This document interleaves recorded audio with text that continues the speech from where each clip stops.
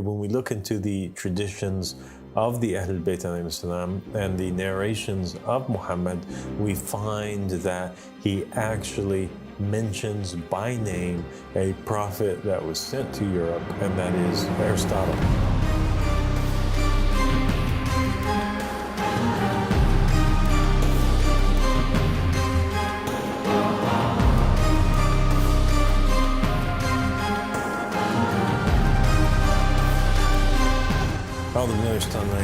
بسم الله الرحمن الرحيم اللهم صل على محمد وآل محمد الإمام المهديين وسلم تسليما السلام عليكم ورحمة الله وبركاته. My dear friend Runa. Walaikum salam wa rahmatullahi wa barakatuh, Father. Thank you so much for joining me today. Thank you so much for having me here.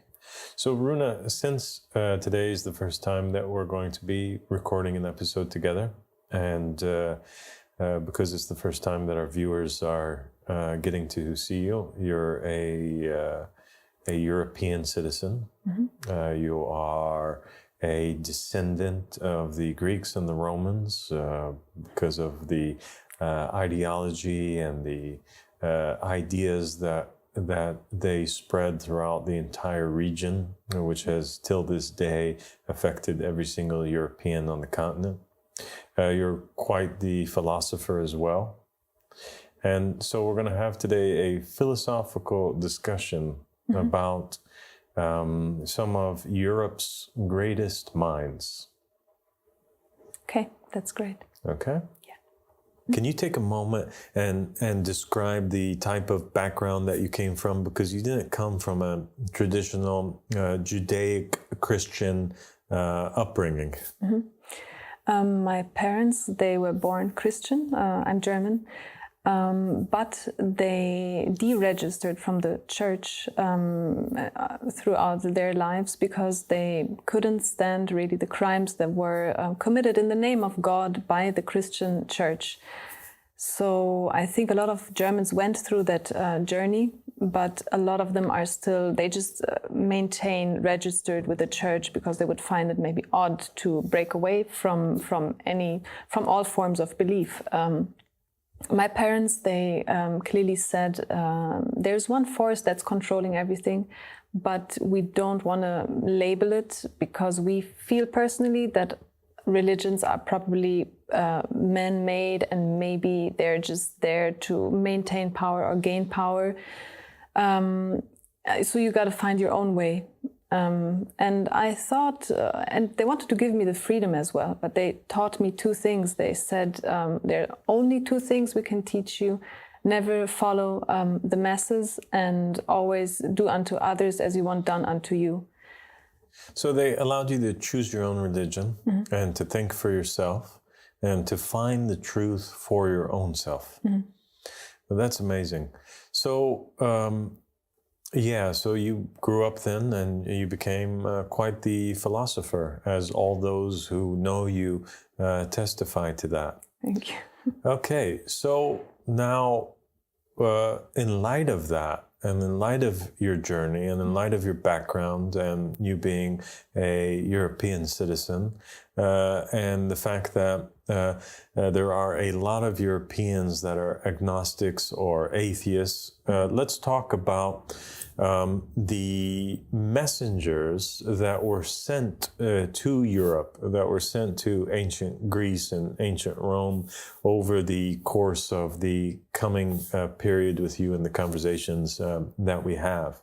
The first thing that comes to mind when we're talking about messengers that were sent, and we know that God sent 124,000 prophets and messengers, and even though the three major Western religions, which are Judaism, Christianity, and Islam, highlight this topic and this aspect of there being messengers that are sent to God, but their books primarily only mention the Semitic prophets that were sent either to the Jewish people, the Israelites, or were sent to the Arabs through Ismail alayhi salam.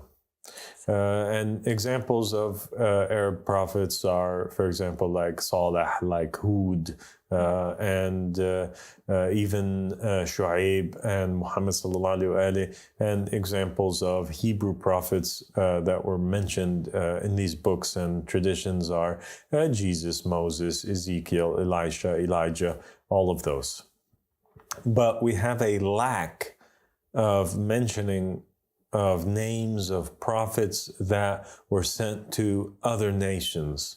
And so let's go over that for a moment. When we look into the traditions of the Ahlul Bayt alayhim salam and the narrations of Muhammad, we find that he actually mentions by name a prophet that was sent to Europe, and that is Aristotle. He mentioned his name in two traditions. The first tradition was when the Prophet Muhammad said, "I am the Aristotle of this nation." And therefore he's comparing himself to Aristotle. And the Prophet Muhammad, being a divine messenger from God, would never compare himself to somebody who was a disbeliever or a pagan idolater or a worshiper of idols.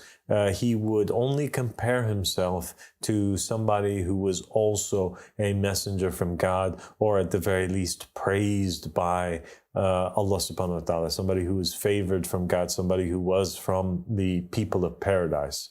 And so now we get an insight that he could be a prophet, he could be divinely appointed, and that thought is actually confirmed in another narration that the Muslims have, where Amr ibn al-As was sent to Egypt, Alexandria, and he comes back and he's describing the different things that he encountered and saw over there, and he curses a group of people, which he describes as sitting around in circles discussing the teachings of a pagan by the name of Aristotle. And the Prophet Muhammad sallallahu alaihi wasallam, and I've noticed some people are asking, like, what does it mean, sallallahu alaihi wasallam? And it is peace be upon him and his family.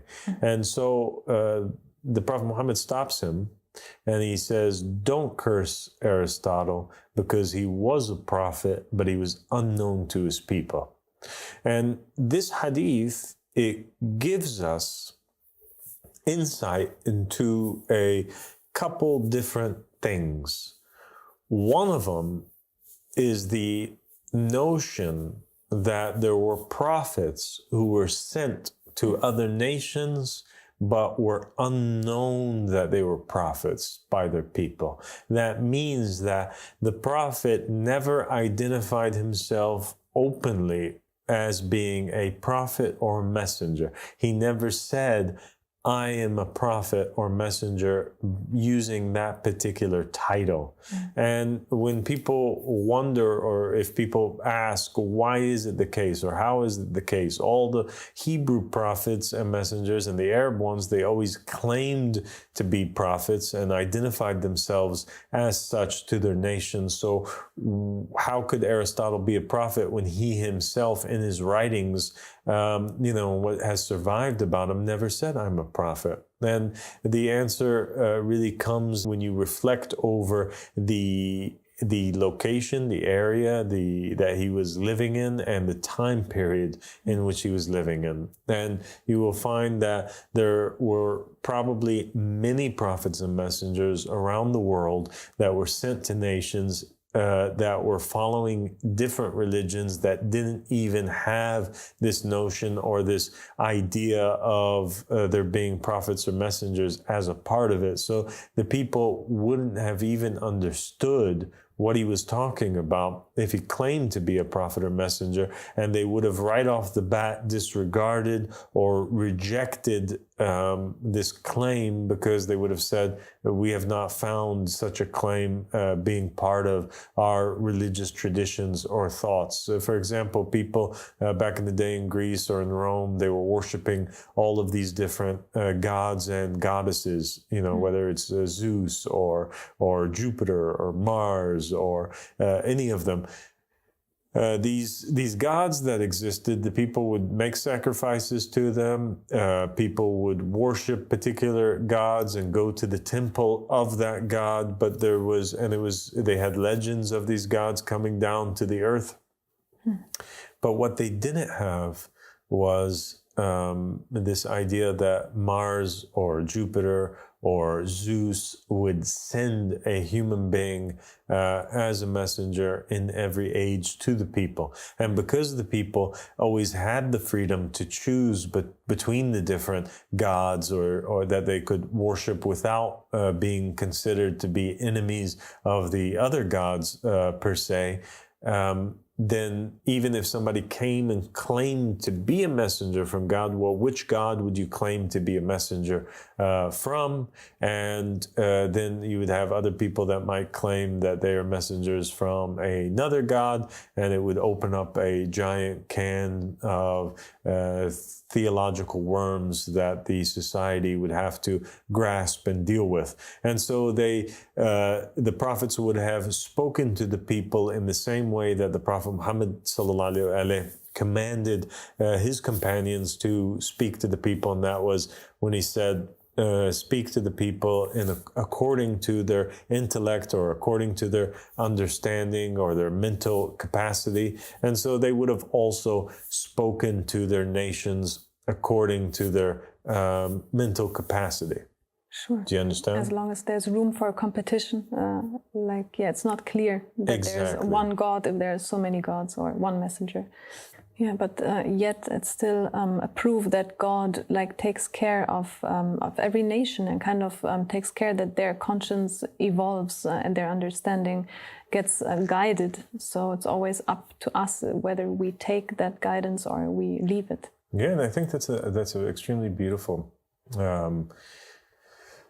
concept and two very beautiful hadiths that show that that God, Allah subhanahu wa ta'ala, didn't forget about anybody and did send prophets and messengers to every other nation. He didn't just send them to the sons of Abraham through Isaac or Ismail, but that this is a confirmation that these prophets were sent. And I think that it's interesting to note too that Aristotle, him being one of the most influential shapers of Western, thought, is mentioned as a prophet because, it makes us stop and say, hey, if the prophets were from God and God is the Lord of all things and he's the most knowledgeable, then obviously his messengers also would have been the most knowledgeable of creation. And if there were messengers that were sent to humanity that were the most knowledgeable of creation, then naturally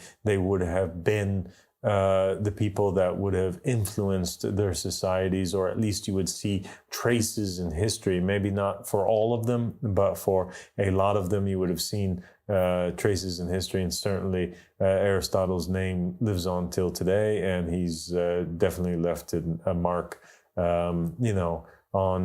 in history. The second thing that we can withdraw from these hadiths that the Prophet identified, where the Prophet identified Aristotle as having been a prophet, we know that a prophet, he learns from God. That's his source of knowledge, and he also would learn from the prophet that comes before him. So you have the Prophet Mohammed teaching Imam Ali alayhi salam. Even though Imam Ali is not a prophet, he's a divinely appointed Imam. You have Moses teaching Aaron. You have Elijah teaching Elisha. You have different prophets that are teaching the prophet that comes after him. As such, you have now Aristotle being taught by another very important philosopher who helped shape the entire regions and the world's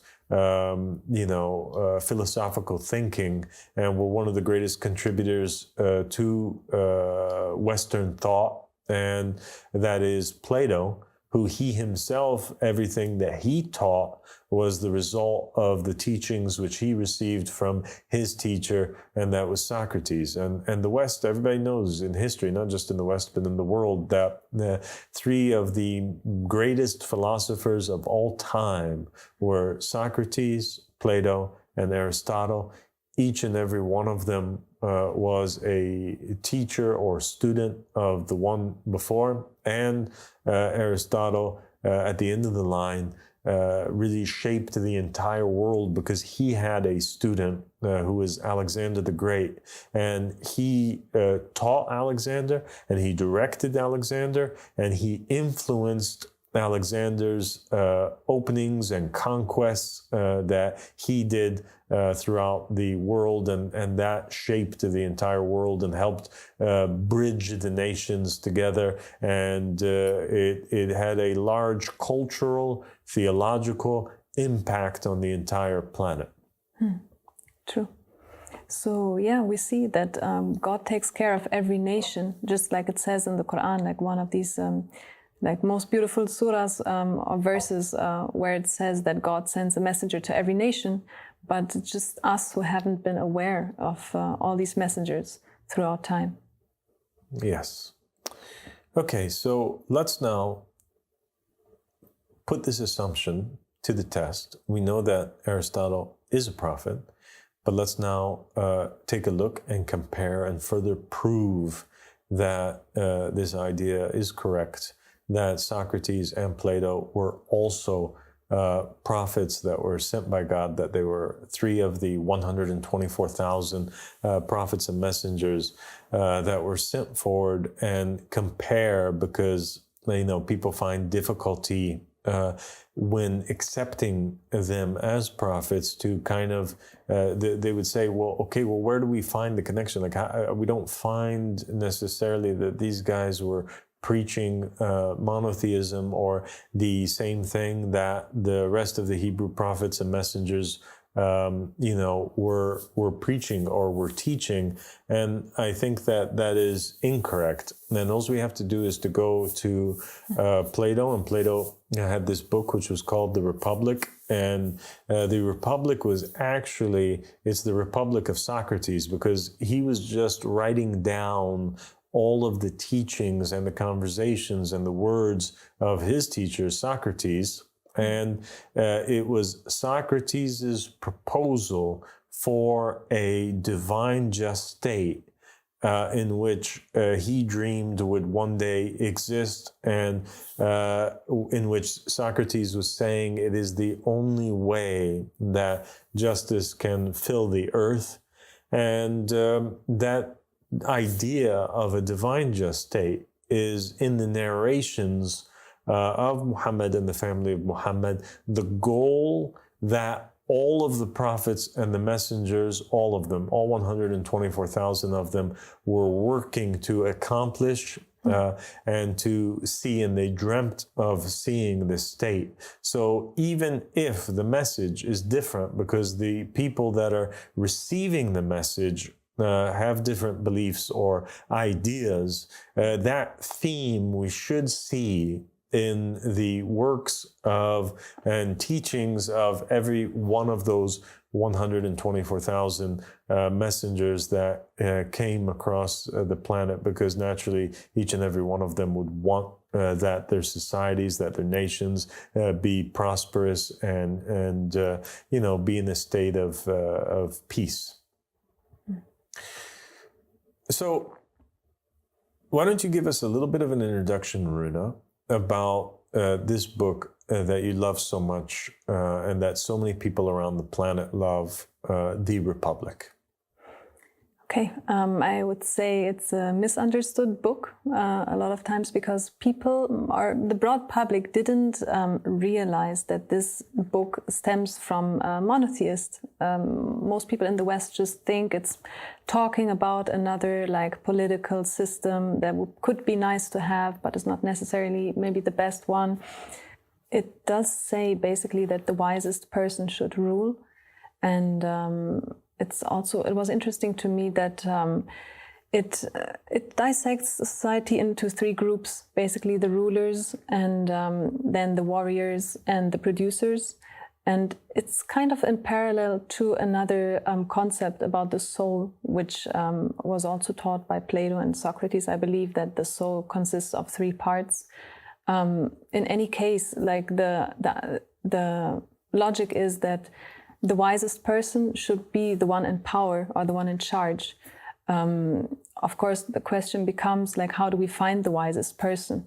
And even within those writings, these dialogues between Socrates and Plato, there was this one story that the oracle was in Delphi had been asked who's the wisest person, and the oracle said Socrates, but Socrates kind of rejects that notion and says, all I know is that I don't know anything. So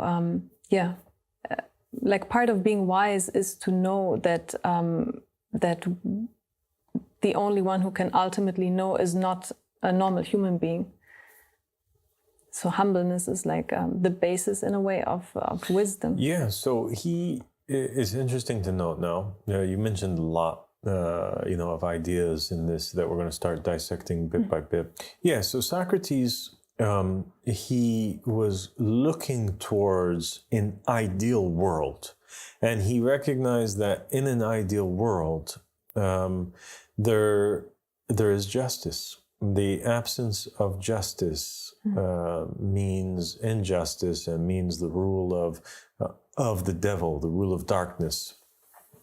And it's interesting to know at the outstart that Socrates was very much against democracy. And that is perhaps surprising to people that don't know much about Socrates and Plato and Aristotle, because they influence so much the West, and they're so beloved by the West. And in the Vatican Museum and in other museums throughout Europe, they have these statues of them, and they were praised and held to such a high regard and standard, and they still serve as role models at universities, and their words are taught to students on the tongues of the professors till this very day. And yet the European societies, they have adopted democracy as a form of rule. And yet one of the smartest thinkers of all of Europe said that this was an extremely bad idea. And he warned the Europeans from ever, messing with democracy. He called it the rule of the mob. And he said that any democracy would eventually lead to tyranny because what democracy essentially is that the masses decide to do whatever it is that they want to do.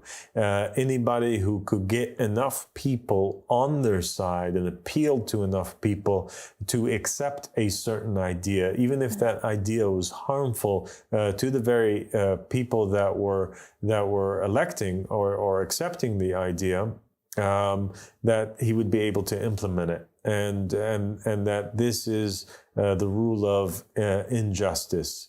And so he was against that.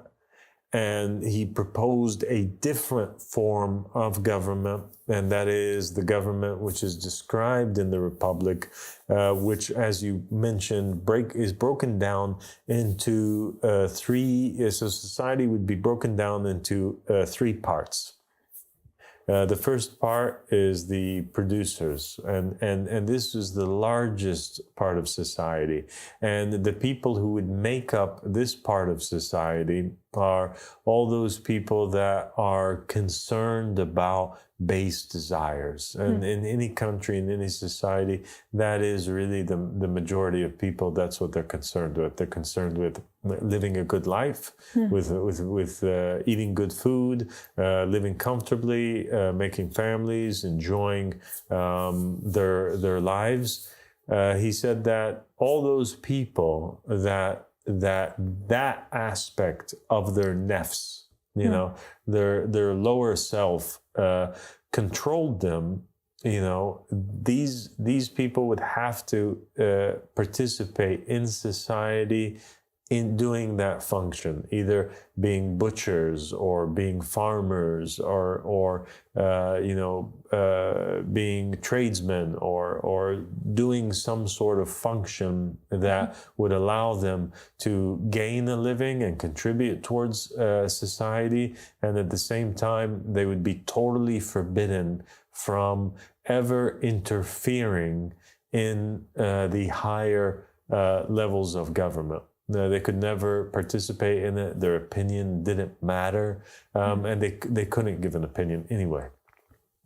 Yeah, because any opinion that they had would be a wrong opinion. It would not be a good opinion, because their nature, it was not meant for them to rule. They're not concerned about the welfare of the whole. They're concerned more about their own individual lives, and so they would naturally, if they were to rule, it would basically collapse the entire country or the state. Then there was a second group of people, and they're basically commanded by their honor, by their dignity, by their hearts, not by their bellies, like the first class. This second class, they're motivated more by their good nafs, so to speak, and they're motivated by, a desire to protect the rest of society. And they want to attain concepts such as nobility. They want to be noble. They want to have honor. They want to have dignity. This class of people would be chosen from society, and they would be basically given the task to be part of a military force that protects the rest of the society. So it's a smaller circle than the bottom class, and the bottom class would work, and they would have to feed the military for free. These guys would never work in the field. These guys would work in the field. These guys would provide food for themselves and would provide food free of charge, so that the military class has a living. In exchange, the military class would swear an oath to always defend the bottom class. And they wouldn't have normal lives like they would. They wouldn't, get married in that sense, although they would have children. And we'll get to that concept later. That's a whole different episode where we talk about marriage and its differences between the lower class and the middle class versus the top of the pyramid, so to speak. And so they would be that, defenders of the city, defenders of society, and their reward would be the honor that they get from performing that function. And then Socrates believed then that the whole state would be ruled by what he termed the Philosopher King. And the Philosopher King is somebody who pretty much gets the divine inspirations from God, who God had completed his intellect. And because his intellect is completed, his morals and manners are also complete, and he is not capable of making mistakes. Because and nobody else can defeat him in an argument or defeat him in a debate. He is the smartest. He's the best. He is the most fit, because God is the one that obviously created him in this way, with him being the smartest of society, and therefore he is the divinely appointed king. And Socrates said that it would be him who would basically determine who the successor would be. So the king that would come after, would also have to be he could come from any level in society. He could even, the next king could come from the lower level of society. So he could be born to a peasant. He could be born to a farmer. He could be born to the warrior class, right? But as he grows up, because everybody would be given an opportunity to have an education. So it's not just that you're condemned there forever. No, you're placed there, but you could have a child who does not fit there. And if they don't fit there and they fit in the next class, this is their ambitions, this is what drives them to protect the city, to protect the state, then they could move to that. Or if they are born with this divine gift of intellect, then they would continue to raise through the degrees until they're tested and given the approval by the current Philosopher King, who would name him as his successor and the next most smartest and best and most honorable person in the state. So everybody kind of gets to do what they want or what they're actually desiring to do. Just it's in a safe environment where a ruler that actually has divine insight makes sure that nothing goes wrong. Well, Socrates, he gave the definition for justice. He discussed the concept of like, what is justice? And he said that justice is placing the right thing, the thing in its right place. That's what justice is. Justice is that you have a cup and you put in it water. Justice is not that you use a cup to put in it food, for example, or to put in it toys, or to fill it with mud. This is not justice to the cup. So you must use the cup for what it was intended to be used for by its creator or by its maker. And so it's not so much that everybody in society are allowed to do whatever it is that they want to do, but more so the idea of putting everybody in the place that they were meant to be put in. So those who were naturally gifted at farming would be farmers, and those who were naturally built to be warriors would be warriors, and those who are naturally meant to lead would be leaders. I mean, the greatest gift is to have any purpose at all. I think no matter where we are, like German people always say, like every human being wants to work and needs work and wants to feel that they're needed. So maybe the level of fulfillment can be the same regardless in which place we are, as long as it's according to our nature. And yeah, it would be good, specifically for a lot of people that come out of school and they don't know what to do. It would be amazing if there was a place to go to actually find out what would fit me the most in that scenario. Because yeah, it's dramatic. Like after high school, you don't know what to do and you don't know how to find out what you should be doing. Of course, yeah. Yeah, so Socrates, to put it in layman's terms, he was basically talking about cultivating the talents that an individual would have. So if we're talking about modern day society, if you saw a child and the child was extremely talented at computer programming, but for example, he was passionate about soccer, and he wanted to be a soccer player at some point, but the child is really skinny. He doesn't have any muscles and he's not really good at soccer, but he's extremely good at computer programming.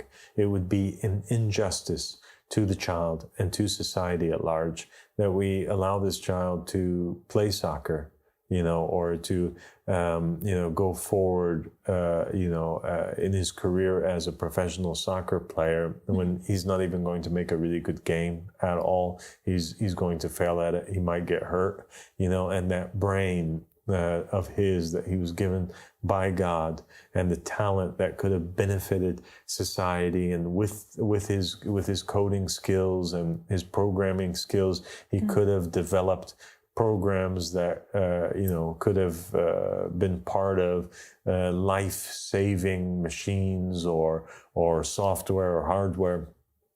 It would be a waste and an injustice to not direct him and place him in the correct place.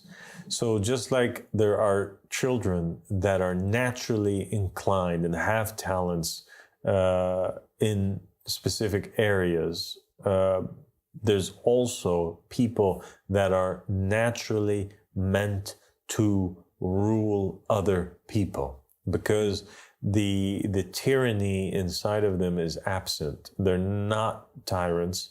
They do have the best interest of society in mind, and they're able to manage and place people in their correct place, and they're able to ensure that society as a whole, everybody that goes through life during their time period, gets to have a good experience in life, that they don't incarnate in this planet only to suffer. He is somebody who alleviates, the people from suffering and from bad scenarios. So when the people have a good scenario and they come into life and they're able to live comfortably and perform that thing that they are talented at, thereby maximizing their contribution to society, they have also enough time and ability to reflect spiritually and draw themselves closer to the reality and to the truth and to God, essentially. Yeah, I mean, there's no political system that ever proposed a mechanism that can ensure that the right person is in power. I mean, probably only this mechanism, that it's the creator himself who created the glass or created the creation or created the people, puts that leader in charge. Because, yeah, I mean, communism said we make everybody equal, kind of forcefully, didn't work. Democracy, as you said, is the rule of the mob, like we're kind of oppressing each other and also oppressing ourselves. The only way to go and the only system that is really intelligent and is perfect is a system that the religions kind of have, or the false religious rulership has hijacked and claimed for themselves, like the Pope and so on. It's the system that people have unfortunately lost trust in, because they've seen that system, that superior system, in the wrong hands. But there can only be one right ruler, the one who has like the spirit of God, or direct instructions. Yeah. So then now when we compare the teachings of Socrates to the teachings of Muhammad sallallahu alaihi or the teachings of Jesus or the prophets and the messengers, we find that it's actually not different. It's the exact same. It's identical. What Socrates is saying, using different terms, is exactly what the prophets and the messengers in Judaism, Christianity, and Islam are saying. And you even find the law of recognizing the proof or the messenger of God here, and you also find it over there.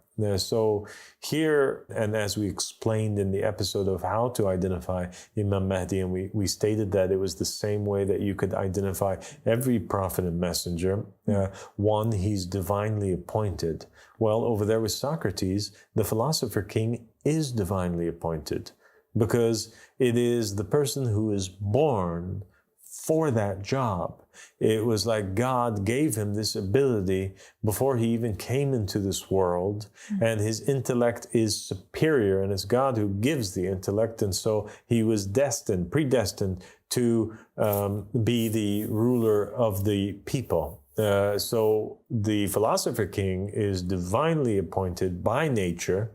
The prophets and the messengers were identified over here in the Semitic religions by being the most knowledgeable of their people. Over there, the Philosopher King is also the most knowledgeable of his people and is able to answer the questions which are posed to him, and he is the one whom is the most educated. In the Semitic traditions, it's the obligation of the believers to pledge allegiance to the Imam of their time, or the Prophet or the Messenger in their time, like the Quran states that we did not send a single messenger except that they were meant to be obeyed. And we have over there that the Philosopher King, also the other classes, cannot interfere in the politics or the rule of the Philosopher King himself.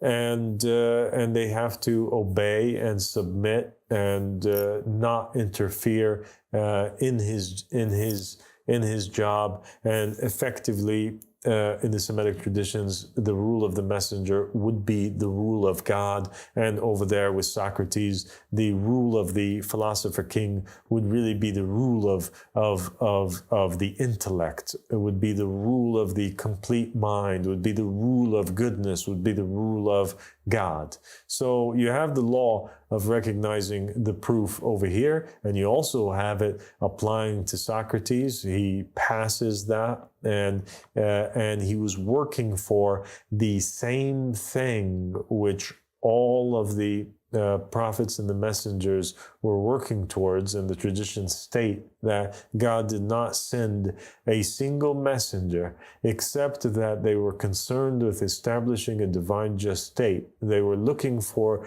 goodness for humanity and prosperity, and that is what Socrates was able to, to articulate in his teachings and his ideas, that this was the goal that he was also pursuing. True. I mean, people in the West sometimes have a hard time accepting anybody as better than themselves. So the fact that there's not parties or like multiple people that are at the top, but it's just literally one person, and it's the person that's carrying the Spirit of God, should be a relief for everybody who thinks it's not good or not adequate to see anybody else higher than yourself. I mean, it's actually necessary to find that person. And it's necessary to know that God would take care of us in that sense, because otherwise we'll always be the victims who are ruled by some crazy people, really. Exactly. But it's, it was the strong, firm belief that these philosophers had, especially Socrates, that, the only way to rule a society and to achieve justice is through the rule of the divinely appointed king, the Philosopher King. Okay, so let's stop there, because there's a lot of stuff that we need to talk about in terms of the divine just state, and we'll continue in our conversations regarding that in the coming episodes, inshallah. Thank you so much for joining me, Runa. Thank you so much, Father.